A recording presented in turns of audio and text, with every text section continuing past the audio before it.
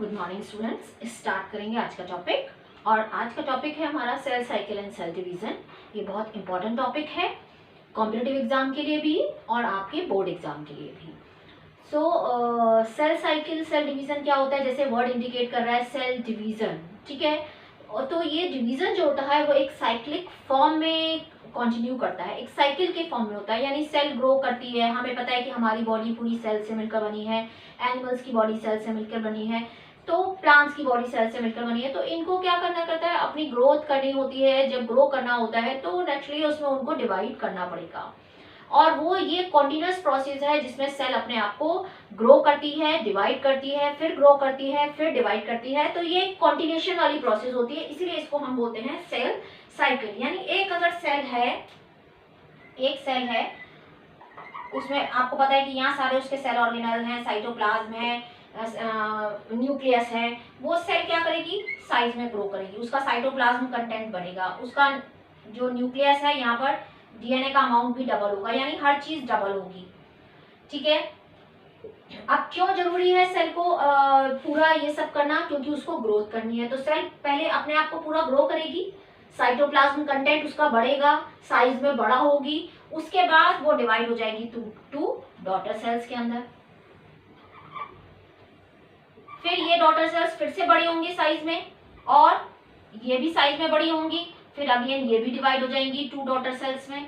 तो ये प्रोसेस जो है ये कॉन्टिन्यूएशन में चलता रहता है कि सेल जो है वो ग्रो करती है, साइज में बड़ा होती है, और फिर वो अपना साइटोप्लाज्म कंटेंट बढ़ाती है, सारे सेल ऑर्गेनल्स उसमें बढ़ाती है, हर चीज को डबल करके, तभी तो वो दो सेल में डिवाइड होगा।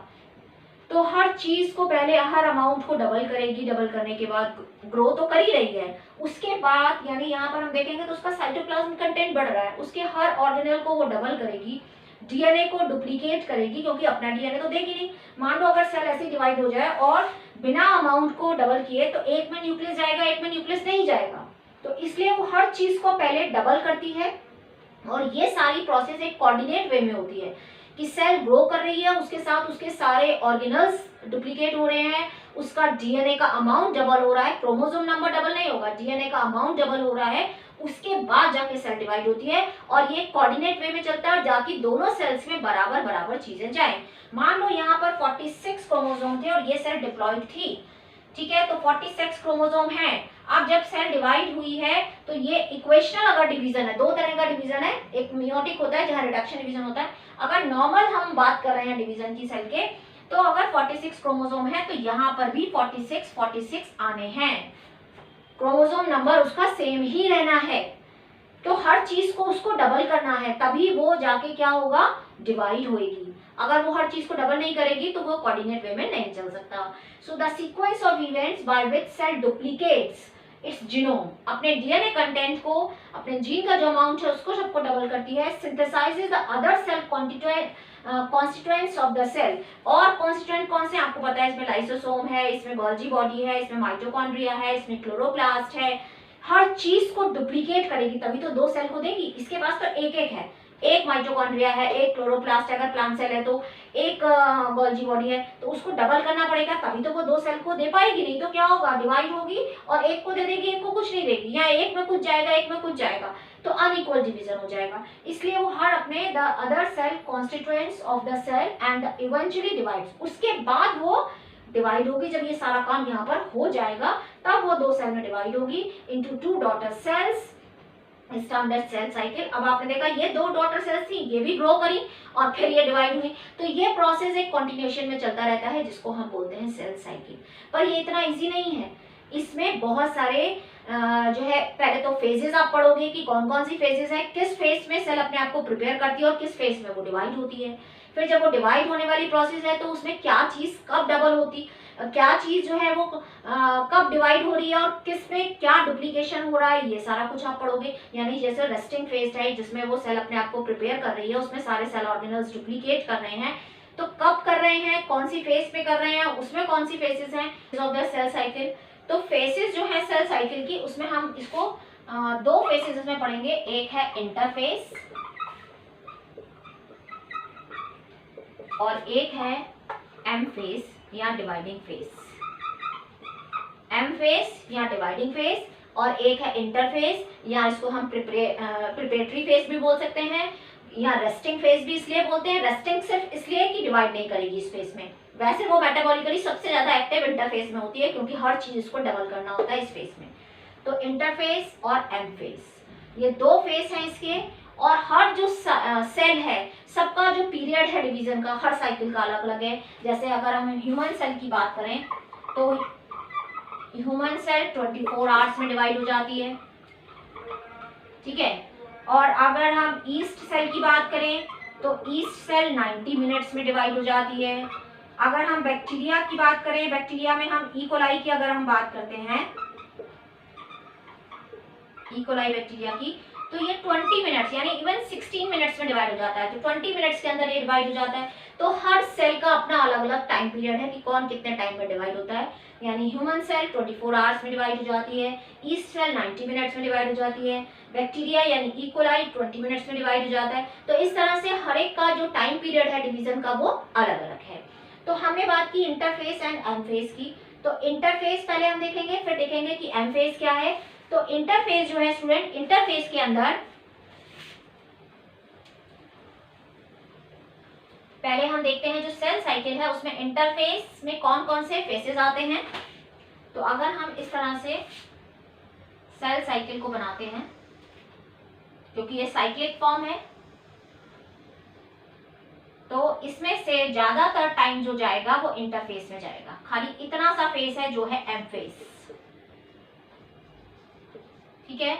और ज्यादातर टाइम इसका किसमें जा रहा है, ये देखो, ये है G1 फेस या गैप 1 फेस इसको बोलते हैं, gap 1 face.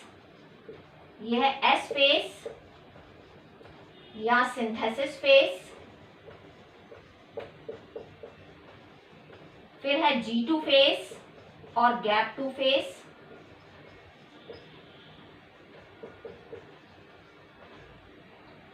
G2 face, gap 2 face इसको हम बोल सकते हैं, ठीक है।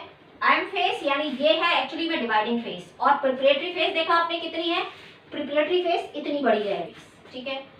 तो अब देखो अगर हम इंटरफेस की बात करें तो यहां से लेकर के पूरा यहां तक, पूरा G2 फेस तक ये पूरा इंटरफेस है। सिर्फ डिवाइडिंग फेस कौन सी है, इतनी सी, यानी 95% टाइम जो सेल लेती है, मान लो 24 आवर्स है तो 24 आवर्स में से 95% टाइम सेल किस में रहेगी, प्रिपरेटरी फेस में। यानी बाहर से ऐसा लगेगा कि सेल जो है वो एक्टिव नहीं है, बट सबसे ज्यादा एक्टिव होती है वो इंटरफेस में, क्योंकि उस टाइम पर वो अपने आप को प्रिपेयर कर रही होती है डिवाइड होने से पहले। तो 95% जो टाइम जाता है सेल का, वो 95% टाइम सेल डिवाइड होने से पहले, डिवाइड होने में से पहले किसमें जाता है, इंटरफेस में। और खाली 5% टाइम जाता है मेटाफेज में। यानी अगर हम 24 आवर्स बोल रहे हैं कि ह्यूमन सेल डिवाइड होती है तो 23 आवर्स इसमें चले जाएंगे और खाली एक 1 आवर है जिसमें सेल डिवाइड हो जाएगी। यानी 95% टाइम सेल को अपने आप को प्रिपेयर करने में लगता है और खाली 5% टाइम में सेल डिवाइड हो जाती है। तो ये 3 फेसेस हैं इंटरफेस की, G1 face, S face, G2 face या गैप 2 फेस।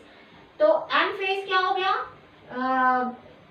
M फेस यानी माइटोटिक फेस या डिवाइडिंग फेस, इसमें मियोटिक फेस भी होता है, उसकी बात भी हम करेंगे।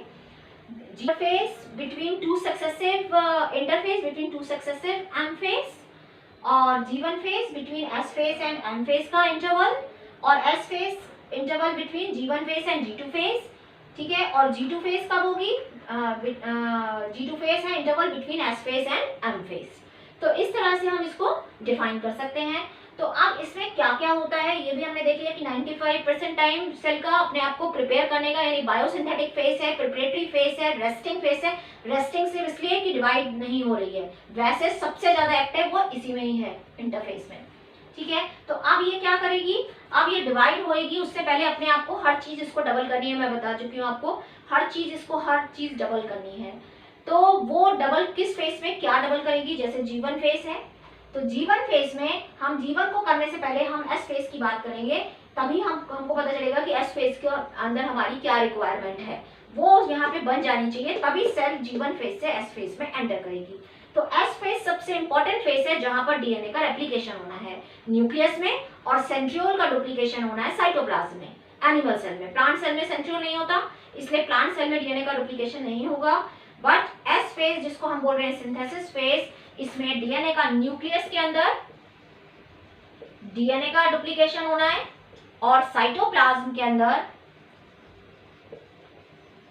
साइटोप्लाज्म में सेंट्रियोल का, सेंट्रियोल का किसमें? एनिमल सेल में, एनिमल सेल में, क्योंकि प्लांट सेल में सेंट्रियोल नहीं होता।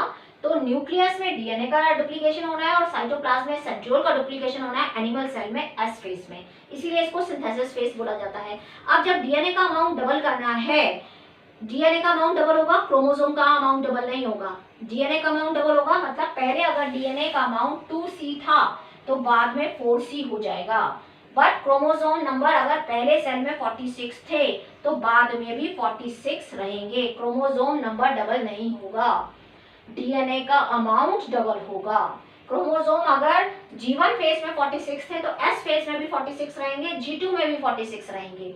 तो डीएनए का अमाउंट डबल होना है, क्रोमोसोम नंबर सेम रहना है। ये बात याद रखना कि अगर डीएनए का अमाउंट 2C था तो बाद में 4C हो जाएगा, बट क्रोमोसोम नंबर अगर 46 था तो बाद में भी 46 रहेगा।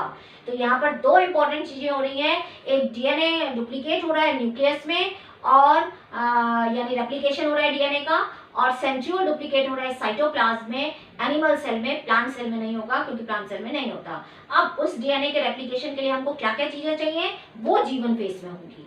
तो अब रेप्लिकेशन के लिए क्या क्या चाहिए वो चीजें हम देख लेते हैं। उसको हम लिख लेंगे कि हमें ये चीजें चाहिए जीवन फेज में, जब बन जाएंगी तब एस फेज स्टार्ट होगा। ठीक है, तो उसको अब हम देखते हैं।